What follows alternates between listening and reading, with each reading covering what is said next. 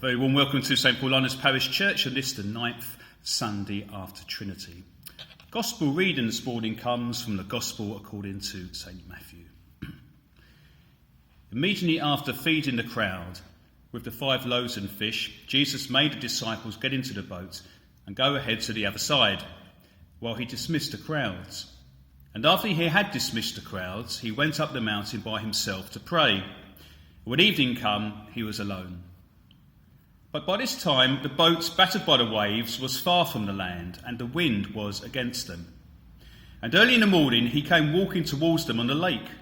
But when the disciples saw him walking on the lake, they were terrified, saying, "It is a ghost." They cried out in fear. But immediately Jesus spoke to them and said, "Take heart, it is I. Do not be afraid." Peter answered him, "Lord, if it is you, command me to come to you on the water." He said, "Come." So Peter got out of the boat and started walking on the water towards Jesus. But when he noticed the strong wind, he became frightened and began to sink and cried out, "Lord, save me." Jesus immediately reached out his hand and caught him, saying to him, "You of little faith, why did you doubt?" When they got into the boat, the wind ceased, and those in the boat worshipped him, saying, "Truly, you are the Son of God." This is the gospel of the Lord. Praise to you, O Christ. I want to begin this morning by telling you a story, and it's purely fictional, but I want to try and stretch your imagination a little bit. There are 2 friends, let's call them Tom and Simon, and they lead fairly mundane lives. Tom works for a large insurance company, and Simon is in retail. There's nothing wrong with working in retail or insurance, I hasten to add. And every weekend, on a Friday night, they meet in a local pub to talk about their common interest, which is mountaineering. In fact, that's how they met, up a mountain. And it's that passion that drives them in their lives and makes them live for the weekends when they can endlessly discuss their previous adventures. One weekend, when they meet for their usual drink, they are more animated than normal, because in a matter of weeks they are going to partake in their greatest adventure to date, and that is climbing Mount Everest.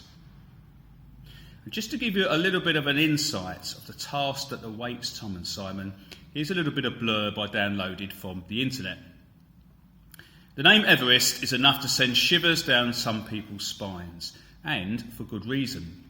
Standing at 8,848 metres, Everest is the tallest mountain in the world above sea level. It's really only suitable for experienced climbers who are familiar with hiking in such high altitudes. The success rate is only 29%, making it one of the toughest climbs on the planet. If you choose to take on Everest, it is essential that you train and choose an experienced and knowledgeable guide. Now, our friends are experienced, but they have never attempted anything like Everest, and they are very meticulous in their preparation. But, sometimes cutting the odd corner here and there isn't going to matter too much. So there they are, in the pub, their tickets are booked, their equipment is purchased, they're all ready to go in a few weeks' time. 2 very close and 2 very excited best friends. Now I'm going to fast forward and save you all the boring bits about their flights and their hotel rooms, all that sort of stuff, and instead take you straight to Everest, where the 2 friends are in a little bit of bother, unfortunately.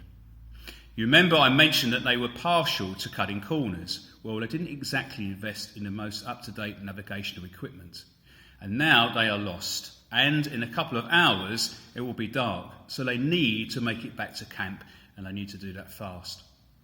The trouble is, part of their return journey involved crossing a small wooden rope bridge that was built over a sheer drop. Simon, he makes it across okay, but as he made his way across, the middle section gave way. So Simon is safely on one side, and Tom is on the bridge, literally staring down at the abyss. And the only way to safety is to jump the length of the gap in the middle.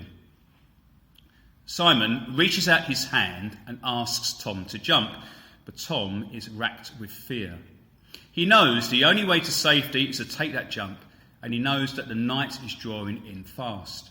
But he can't muster the courage and he's rooted to the spot. His friend is now pleading with him, probably fearing for his own life, and in one big leap of faith he jumps the gap that separates him from his friend and catches Simon's hand and just scrapes onto the other side of the bridge. After a few seconds, which have must seemed like a lifetime, Simon turns to Tom and says, all you needed was a little bit of faith. Faith and self-belief is probably what saved our character's life in that story. Firstly, however, he had to overcome those feelings of doubt. Doubt can manifest itself in so many forms. You can doubt in your own ability. You can doubt in the ability of others. You can doubt if it's going to rain, or you can doubt if you're going to cut the grass the weekend. And like our characters in the story, the gospel story also takes place up a mountain, to begin with anyway. Jesus takes himself to a secluded spot to pray alone. And as he prays, the weather starts to change, and his disciples who are on the boat start to become concerned about the wind which is picking up. And when dawn breaks, Jesus comes towards the disciples on the boat, but the sight of him makes them terrified. I need just to pause here and just to remind everyone that people just don't walk on water. You may have seen various magicians pretending to do it, but it's an illusion. So whatever the disciples saw that morning caused them to be terrified. The only logical conclusion was that it was a ghost. In fact, they don't seem to recognise Jesus at all, so much so that he cries out to them, "It is I." Peter calls out to Jesus, "Lord, if it is you, command me to come towards you on the water." In effect, Peter is asking Jesus to allow him to walk on the water, to do something which just isn't possible. The Gospels tell us that Peter does indeed place his feet on the water and start walking. We don't really know too much detail about this story. We don't know how far from the shore Jesus was, and we don't know the distance between Jesus and Peter when Peter first steps out of the boat. What we do know is that when Peter cried out, "Lord, save me," he must have been very close to Jesus, so close that Jesus is able to reach out his hand and catch him. Neither do we know Peter's reaction when Jesus takes his hand and says that immortal line, "You of little faith, why did you doubt?" What we do know is that Peter's ability to trust in Jesus melted away at that crucial moment. Like our friends in the story, Tom and Simon, Peter hesitated, and in that moment of hesitation, doubt crept in. Peter knew that he couldn't go back, only forward, but fear prevented him from taking those last few steps. Most people, I assume, believe that this story from John's Gospel is built around trust and the pitfalls that have the potential to happen should trust be replaced with doubt. I think, however, that's far too simplistic. For instance, isn't it odd that Peter just decides to take to the water? And why Peter anyway? Why not another one of the disciples? Why not all of them? This was Jesus' inner circle on the boat, his closest companions, and Jesus was their rabbi, their teacher. And rabbis in ancient Judaism were meticulous in who they called to be their students, but not Jesus. He called a ragtag band of fishermen and tax collectors, nobodies and sinners, and they went with him wherever Jesus went. So when Jesus calls Peter to come towards him on the lake, Jesus is calling one of his closest friends to come towards him. Maybe Peter wanted proof that it was Jesus, and it momentarily worked before he felt his feet start to sink in the cold water. This story is more about friendship, more about the will to save those whom we love, more to do with reaching out and taking a risk, not knowing if our hand will be taken, more about two people who would continue to journey together, and even through denial, their bond and love for each other would help build the foundations of the church that we have today. This is a story not of doubt, but of faith, the faith to reach out our hand and hope to find our hands that will be taken. I expect the author of John must have been able to avail himself to Paul's letters, because in his letter to the Romans, which we heard read, Paul says, "If you confess with your lips that Jesus is Lord, and you believe in your hearts that God raised him from the dead, you will be saved." And what does Peter say? Lord, if it is you, command me to come to you on the water. Paul says everyone who calls on the name of the Lord will be saved. Peter says, Lord, save me.